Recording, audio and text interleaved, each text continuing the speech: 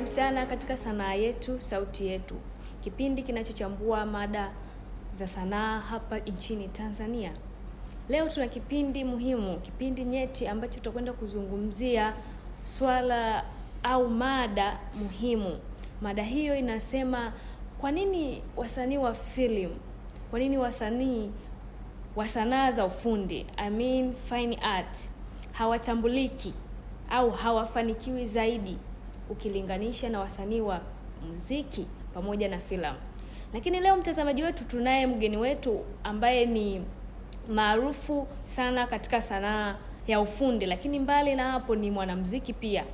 Karibu sana mgeni wetu, jitambulishi kwa majina yako. Asante ndugu mtangazaji, kwa majina ninaitwa Victor Conrad. Mimi ni msanii wa sanaa za fine art na mbunifu wa sanaa Tanzania. Hebu tuambie, hali ikoje kwa nyie wasanii wa sanaa na ufundi Tanzania? Ukweli ni kwamba swala la sanaa Tanzania, hasa sanaa sisi ya fine art na uchongaji, tunafanya kazi nzuri sana, lakini hatupei sana kipaumbele ukiangalia na sanaa nyingine kama za muziki na filamu wa Tanzania. Ukweli uko wazi. Kwamba nyie mnachora vizuri, kwa watu wa English wanasema painting. Yeah. Mnachonga vinyago vizuri, lakini bado hamtambuliki. Ndio. Na hilo unadhani linatokana na nini? Kwa Tanzania kwanza sanaa ya ubunifu na kama fine art ni sanaa ambazo zinakuhitaji sana ufikirie sana kwa undani zaidi, upate muda wa kufanya vile vitu, na ni sanaa ambayo ina gharama kupata materials na kuangalia idea yako kutoka kichwani kuiweka, na ni sanaa ambayo inaishi, lakini inatokea tu kwa sababu tupe kipaumbele. Kwa mfano tuna majukwaa maalum ambayo ya kuweza kutupa sisi muda wa kuweza kujitangaza, matamasha mbalimbali na kuwa na vipindi vya radio na television. Kwa hiyo inatufanya sana tuwe mbali na kujitangaza zaidi, na hasa ukienda kuangalia masuala ya mifuko ya inaodili labda na ukopeshaji au kusupport sanaa, wengi wanaangalia kwenye sanaa ya films na hiyo music. Na labda kifupi ni kwamba ni sanaa ambayo inakuja contemporary art, kwamba kwa muda huo watu wanapenda kuburudika, watu wanapenda kuona mtu amefanya action, lakini kwenye sanaa hizi za uchongaji na ubunifu ni sanaa ambazo zinaishi. Unaweza ukachonga kinyago leo kikakaa miaka na miaka kikaonyesha maisha jinsi gani yalivyo. Kwa upande wa soko, ni vipi soko likoje kwa upande wenu, kwamba kazi zenu vipi zinaweza zikawa linawasaidia? Sasa kuna swala la soko, tulikuwa tunaangalia sana soko la nje ambapo wageni wanaokuja. Sasa changamoto inakuja ni kwamba dunia inakuwa na wasanii wabunifu nchi nyingine wanakuwa wengi, na wakumbuka kwamba na sisi tulikuwa tuko kijiji tunajifungia. Sasa kutoka inakuwa ndio tunaanza sasa hivi kupata na fursa za kwenda mbele, lakini tunajaribu kukazana kwa njia moja kuwaelimisha na kuwashawishi wa Tanzania ndani ya Tanzania, na linaonekana baadhi wa Tanzania wanaona thamani ya jinsi ilivyo, na kwa sababu sanaa inaishi, basi anasema nicholee picha ya kwangu, nicholee picha ya maua nyumbani kwangu nikupendeze. Nafikiri ndugu mtangazaji, unaweza ukaenda sasa hivi sehemu mbalimbali, labda watu wa biashara, kwenye mahoteli, kwenye masaruni, unakuta sanaa ziko nyingi za uchoraji na mambo mengine. Kwa hiyo soko linaanza kwenda linaanza. Asante sana, majibu yako ni mazuri. Nilikuacha mtazamaji wangu, kuna swali ulitijibu kwamba elimu haijawa climax ile, ama haijawa kwenye high, bado iko kwenye middle. Jamii haielewi vizuri maana ya ufundi, au hawaipi thamani sana ufundi kwa sababu ya elimu iko duni. Lakini pia umetuambia kwamba soko bado tulikuwa tunategemea yale masoko ya nje, bado tumejiwekeza, lakini kwao pia zile sanaa zao, usanii wao unakuwa zaidi, kwa hiyo tunakuwa sisi hatuonekani. Unamaanisha hivyo? Kulingana na majibu yako ni mazuri, lakini yana maswali ndani. Wewe unafikiri tufanyaje kama msanii wa ufundi ili kazi zenu zionekane, jamii ifurahie, yani siseme tu muziki, ikumbuke na hizi fine art? Unafikiri tufanyaje? Kwanza kuwe na hali ya wasanii wenyewe kujitambua kwamba wao ni wasanii na wana kitu, kwanza wajivunie, lakini zaidi hapo kuwe na ushirikiano wa wasanii. katika kufanya vitu viweze kushirikiana kwa pamoja na kuzalisha vitu vingi kwa pamoja. Lakini zaidi hapo ni elimu. Vile elimu iende kwa Watanzania na wajamii wote ambao wadau wa sanaa waweze kutusapoti katika hilo. Na katika sapoti ni kwamba watu waje kununua kazi, waheshimu kazi za sanaa na appreciate and then wanunue. Itawafanya wasanii waweze kupata chochote cha kuwapeleka juu. Lakini tuna wadau wa sanaa wakubwa wale ambao wanatakiwa wasapoti. Kwa mfano makongamano mbalimbali kwenye majukwaa mbalimbali, vituo vya sanaa vya television na radio wajaribu kuongeza nguvu ya promote hawa wasanii.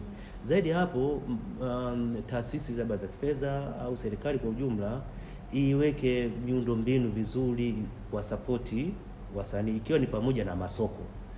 Na tulikuwa tunafikiria kuwe na majukwaa au makongamano yafanyike angalau kama sio kwa mkoa basi hata kwenye wilaya huku kwa muda fulani, wasanii wapeleke kazi zao, kuwe na exhibitions, maonyesho, na yale maonyesho yawe na theme fulani. Unajua kinachotokea ni kwamba sometimes kuna kitu kipo, labda picha au kinyago, sana yote ufundi, wakati fulani mtu anashindwa kununua kwa sababu hawezi kupata maana halisi ya ile kazi. Kwa mfano kwenda kwa Makonde utakuta kuna sanaa ipo ina watu wengi labda wamezunguka hivi, wengi wanalima, watu tunasema ujamaa. Sasa mtu aweze akaichukua akaweka ndani kwake pasipo kujua theme ile ya ile kazi. Kwa hiyo wasanii sisi wenyewe tunatakiwa tutengeneze maana halisi ya ile sanaa kwamba hiko hivi na hivi na hivi, kwa sababu sanaa ni kazi, sanaa ni biashara, sanaa ni ajira. Hata mtu anayenunua akipeleka kile kinyago nyumbani kwake, angependa wageni wakija wakimuuliza hii ni maana gani, na haonyeshe kwamba ana kitu chenye thamani kinachoonyesha kitu fulani. Kwa mfano ujamaa wanasema tushirikiane, mama kabeba mtoto, kabeba kuni, wengine wanalima, wengine wanawinda, ndio maendeleo jinsi ilivyo. Nimetolea kwa mfano hii, tutaweza kufika kwenye malengo yetu. Naweza nikadokeza kidogo kwa upande wa music, na mimi wakati mwingine unafanya mambo ya music kama sijakosea. Hiyo unaweza kaiongeleaje? Kwa nini yenyewe iko mbele sana na filamu na yenyewe wako mbele? Asilimia ziko zimepanda, tukiacha na hapo, na unasaidia nini tuelewe nini? Katika fani za muziki na films ambazo zote nipo katika hiyo, tunaona kwamba muziki na filamu ni sanaa ambazo zimeishi muda mrefu sana, zilishaanza muda mrefu. Na hii tuseme kwamba limeweza kuitangulia katika kutangaza au katika kujipambanua na sanaa hii ya ubunifu, uchongaji na fine art. Kwa nini tunaweza kuzungumza hivi? Muziki kila sehemu kipo. Yaani hata nyumbani mtoto anaweza kuruka, unaona anaimba mama anambembeleza mtoto kwa kumuimbia. Kwa hiyo mtoto anakuwa na hiyo hali. Na ndio maana hata tulikuwa tunataka kuzungumza swala la sanaa hizi za ubunifu na uchongaji, fine art. Tulitaka kwamba zishuke chini, zianze na watoto, tuangalie vipaji vinaenda vipi. Unaona? Sasa muziki kuimba kwa hali ya kawaida ni very cheap, yani rahisi sana. Kuliko sanaa nyingine ambayo inatumia vifaa. Lakini sanaa ya ubunifu kama fine art na uchongaji na vinginevyo na sculpture ni kwamba inahitaji kuwa jirani. Yaani ule ujirani uione. Muziki unaweza ukaisikia, unaweza ukaona, lakini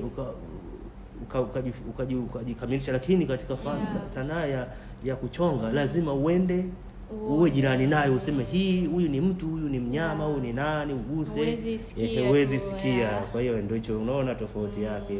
Na katika sanaa ya films na music ina platform kubwa sana katika media unaona, WhatsApp, Instagram, Facebook, unaweza kukuta kidogo tu inaingizwa kuliko za kwetu za hiyo. Elimu watu wanaipata wapi? Maana kuna wengine leo hawajui elimu wanaweza kuipata wapi, bado hawajui. Yaani mtu ana kitu ndani, mimi naweza kuwa mchoraji lakini sijui nitajifunza wapi.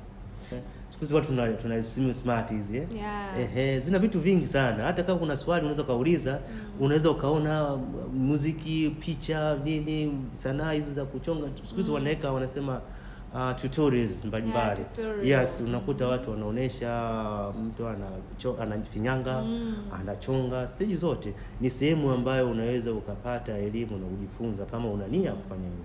Lakini zipo taasisi mbalimbali Dar es Salaam zipo ambazo wanadili na kukuza vipaji. Right. Lakini kuna taasisi ambayo ipo serikali imeweka uwekezaji wake mkubwa sana, inaitwa Tasuba, taasisi ya sanaa na utamaduni Bagamoyo. Ulikuwa nami mtangazaji wako Oresta Sylvester kutoka Tasuba TV. Karibu sana kipindi kingine Jumanne, tukutane wiki ijayo. Bye.